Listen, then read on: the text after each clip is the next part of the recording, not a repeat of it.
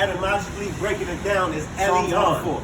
Psalms 104. Exactly. That's what it means. So we're going to show you how aliens, how UFOs are in the Bible. All right? That's what we're going to show you. This is Romans chapter 1 and verse 20. For the invisible things of him. So the from invisible creation. things of him. So the things we can't see. We can't see bacteria, right? We can't see these things, right? Yeah, read. From the creation of the world are clearly seen. So that they're clearly seen, but let me show you how. Read. Being understood by the things that are made. So you understand the invisible things, God, the certain realms that we cannot see by the things that you can see. You understand what I'm saying? Can you finish that up? Even his eternal power and Godhead, so that they are without excuse. So you can clearly see that there is a creator by looking at his creation. Read. It's the book of Genesis, chapter 1, verse 26. And God said, let us make man in our image. Let us make man in our image.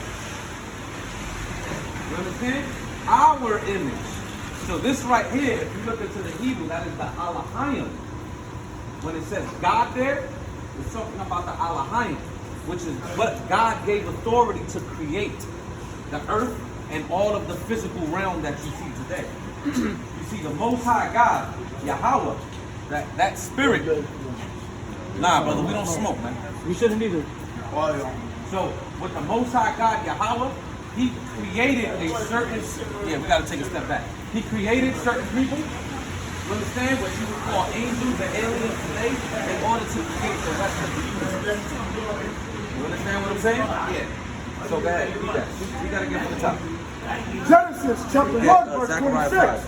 And God said, let us make man in our image, after our likeness, and let them have dominion over the fish of the sea, and over the fowl of the air, and over the cattle, and over all the earth, and over every creeping thing that creepeth upon the earth. So it's saying let them have dominion. You understand? So he created what the Alahayim did, which was who the world ignorantly calls Jesus Christ with his army of angels. They created mankind on earth. No! You understand?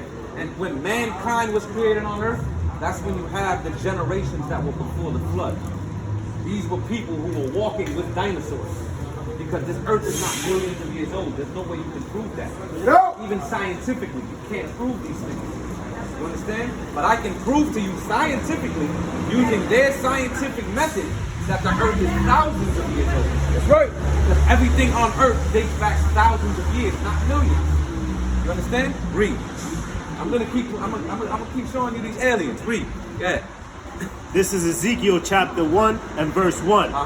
Now it came to pass in the 13th year and the 14th month and the 15th day of the month, as I was among the captives by the river of Chebar, that the heavens were open, and I saw a vision of God. So Ezekiel seen a vision coming from the heavens, and he's seen a vision of the power, the Alahayim. But when it says God within the scriptures, it's talking about the Alahayim, or the powers of heaven. Then when you see Lord in capital, it's talking about the Most High God, who the world ignorantly calls Jehovah. You understand? So it's Yahweh, which means he who exists or he who is. Right? Read.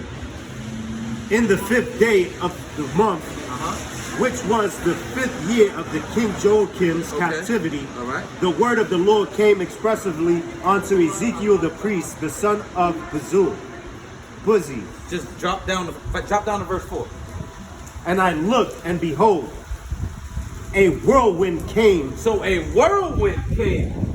Can I ask y'all Read. a question? 1 second. Read. Out of the north, and a great cloud. And a great cloud. Stop right there. Get Psalm 104. You got it. Psalms chapter 104. Bless the Lord, O my soul. Start at time. Start at 3. Yep. Who layeth the beams of his chambers in the waters. So who layeth the beams of the chambers in his waters? That's talking about that kingdom within heaven, the third kingdom. You understand? The third heaven, excuse me, which we can't see, because those are the waters. Just like you go into a pool and you float. When you go into space, you float, right?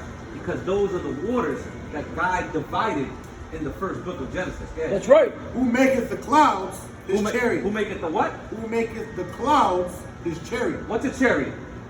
Like It's a vehicle. Chariot? That's A chariot. Okay. It's a vehicle.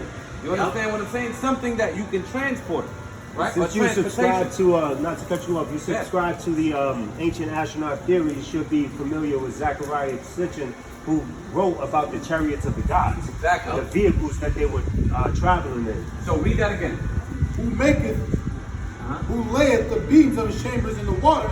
Who maketh the clouds his chariot. Who maketh the clouds his chariots. Read. Who walketh upon the wings of the wind. Who walketh upon the wings of the wind. So he's talking about that these clouds are the chariots of God, the vehicles of the powers within the heaven. That's right. You understand?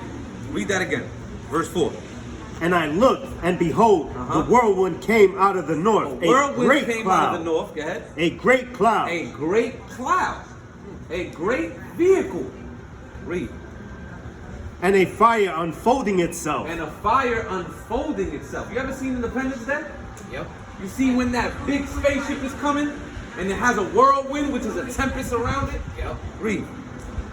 Keep reading. And a brightness was about it. And a brightness was about it. Just keep that image of Independence Day in your head. Keep reading. And out of the midst thereof, as the color of amber. As the color of amber. You understand? Which is an orangey, fiery color. Keep reading. Out of the midst of the fire. Also out of the midst thereof. Nah, drop that. Go to Zechariah chapter 5. Get Matthew chapter 25, I believe it's 29. What are you guys trying to? What's the message you're trying to send here? The main message is we're sending that the 12 tribes of Israel, the true Jews, quote unquote, that the Bible speaks of, are not the Jews in the land today. These Jews in the land today are the people that are controlling this earth in wickedness. The true Jews are the so-called blacks, Hispanics, and Native Americans of Negro and Indian descent who are coming back to our nationalities and back to our heritage that we lost through slavery and colonization. Right. So we're coming back to who we are, and we're going to rule the next world to come under Christ. That's right. And the rest of the nations, the white man, the Arab, the African man, the Chinese man, are going to be in captivity under the righteous rulership of the Israelites. That's right. You understand? And that is going to be the world to come. You have another question? Because it looks like you do. I don't know if I'd say it's a question, but when you say these people are going to be the next rulers, Yes. Not these people, we are. okay, yes. Yeah. Why is it that we have to rule? Why can't we all come together and prosper as one? That's as very we good. are? Every time, now let's look at history. History is in the past. No, and if it but repeats itself- history continues to repeat itself. Yes, it will. Because, man, you know what I want. History continues to repeat itself because we've already done that.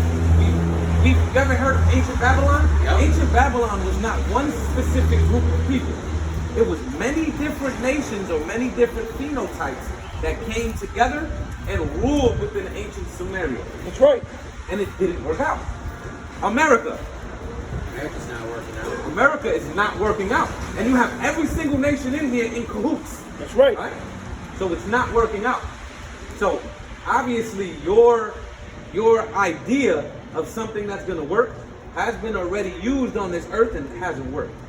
The only time this earth was in complete peace was when the kingdom of Israel, all right, our ancestors were actually ruling during the time of Solomon.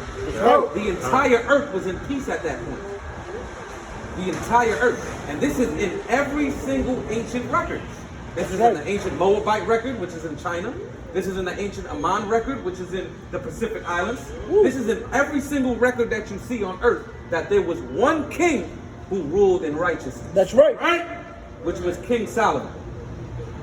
You understand? So the only way we're going to get back there is when those once righteous people, being the Israelites that the Bible speaks of, God's chosen people, when we come back to our rulership. That's right. Because we are the ones that carry the light. What happened? Why did Solomon, when did he meet Because his Solomon demise? sinned. That's why. Through Solomon's sin, the kingdom split into two.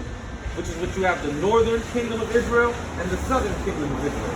The southern kingdom of Israel is who you would call the blacks, the West Indians or Jamaicans and Caribbeans, and the Haitians. And then the northern kingdom of Israel is the people from North Central South America and the Caribbean that you will call native Indians today, or the Aboriginals of America. That's the northern kingdom of Israel. You understand? So right now we are in the time where we are coming back to our knowledge and who we are, and we're going to rule in the world to come. Okay, 2nd Esdras 6 and 9. Do you know what nation? Short, but that's my bus right there. No problem. But do you know what nation you're from in the Bible? Daniel. My name is Daniel. I do know What about nation you're from? nation. You're an Edomite. Alright? And I'm going to show you something. Read. Who rules the world today? Don't white people rule the world today? No. Absolutely they do. Read that. People rule the world. White people rule the world. I don't identify them as white. Read. Chapter 6, verse 9. For Esau is the end of the So world, the white man is the end of the world. Read. and Jacob is the beginning of guys it out that here a follows. lot? And Jacob, the Israelites, is the beginning of it that follows. That's Where right. Every Saturday, bring the biggest crowds you can. All right.